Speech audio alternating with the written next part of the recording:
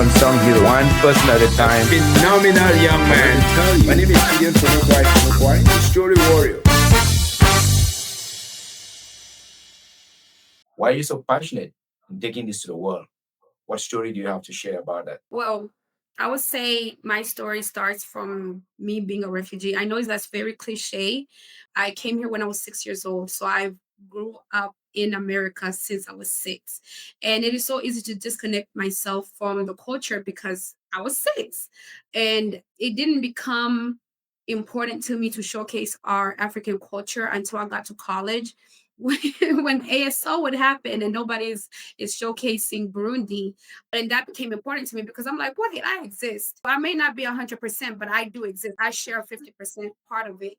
And I became passionate about it, just knowing like I would rather not be recognized or I'd rather be the minority in the group, but I'm still standing tall and proud in my own culture and identity. Now, for me, I'm also a mother and my child is born here in the States. I don't want him to think that just because he's born in the States that he can forget where his roots come from. I had the pleasure of visiting Africa. Well, I did a tour really, and I did Burundi, Tanzania, South Africa, Zanzibar, and Zimbabwe. And in each part that we went to, everybody was so proud of their culture. And you have people here in the diaspora who want to stray away from it, but in reality, it's like bring it back. America is a big cultural pothole. We need to represent each and every part of it. And how does that connect to your business now? There's a connection. It connects to my business now because that connection alone is being advocated by my business, providing these pieces, providing these Gen Zs, because I'm Gen Z, and then now there's going to be more people under us. And like now, the girls who are like in their 20s, 21, girls who were essentially born here are now getting ready to get married. And so having me, a person who is closer to their age, a person who understands modern fashion, being able to curate and style of them is a way where I'm advocating for the story that I'm sharing, whether it's about my origins and also piecing together the fabrics. And another thing is when a lot of the times you will hear a lot of people like, oh, we don't have access or we can't find these fabrics or we don't know how to communicate in our native language to give these access. And I'm like, here I am. I'm filling in the gap.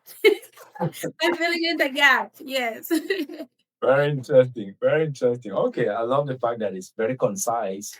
You were able to zoom in, zoom out without me even realizing it, and it's very authentic. So that's the first thing that I'll say.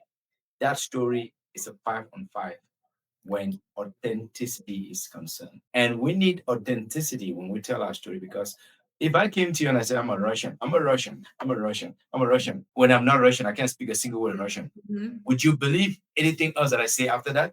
No. No, thank you. So, in terms of authenticity, you knocked it out of the park because it is who you are. Yes, you've shown that you carry that heritage and you've blended that heritage with another heritage of where you grew up, and that's very beautiful. The next thing that I believe that I love about it is the fact that you're able to communicate it in a very thoughtful, in a very concise way. It was not too long. Yes, it was very concise. It was not too long because if it's too long, somebody will start yawning or thinking and looking around and grabbing their phone. And no, so that was also very concise. Now, one suggestion that I would like to give is drop in a bit of drama, not girl drama, but business drama, professional drama. For example, when COVID started, I was staying at home. I didn't have anything to do. I was asking myself, who am I? Who am I? And then it dawned on me, I am a young lady, a Gen Z of Burundian origin. Then I asked myself, am I embracing my culture enough? Am I embodying who I am enough?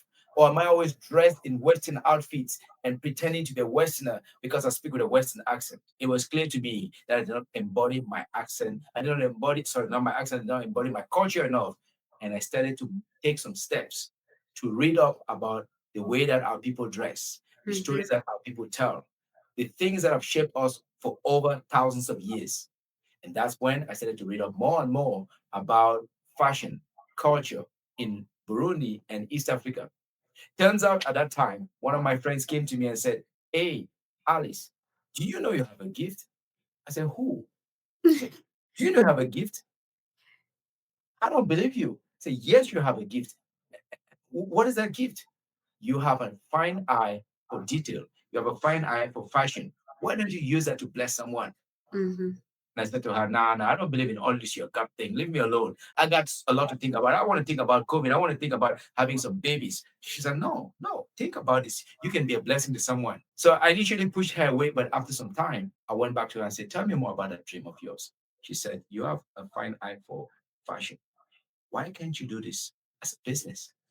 And very reluctantly, I wanted to give it a try. And now it on my Instagram page, and boom, it all came alive. Everybody was applauding. Everybody was saying, why haven't you been doing this? That's when it dawned on me. It's not enough to be Burundian, not enough to be African until you can project the stories of Africanness into the world. And that's how this business was born. And that's why Ethereal Fashions was born. And I'm now here to represent not just Burundi, to represent all the people of Africa in a small way, believing that if you embody your Africanness, whether you are African or not, if you resonate with that, then in some way I know I'm living my purpose, because there's nothing better than coming through as from a refugee camp to standing at the top and saying, here I am, planting my flag in the fashion world, from a refugee to a fashion icon. What Mm. about that?